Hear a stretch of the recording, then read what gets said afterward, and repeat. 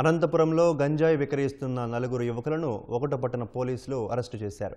వారి వద్ద నుంచి కిలో గంజాయి స్వాధీనం చేసుకున్నారు.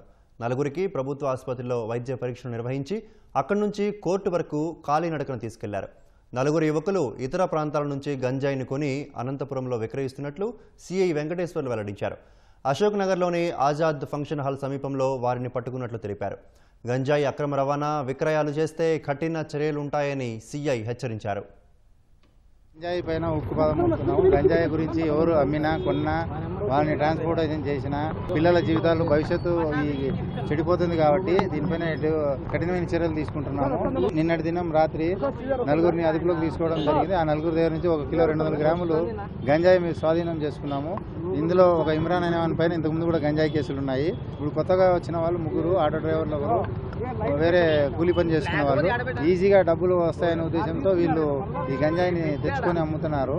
దీనివల్ల ఈ చదువుకునే పిల్లలపైన యువకులపైన ప్రభావం ఎక్కువ చూపిస్తుంది కాబట్టి కఠినంగా వ్యవహరిస్తాం.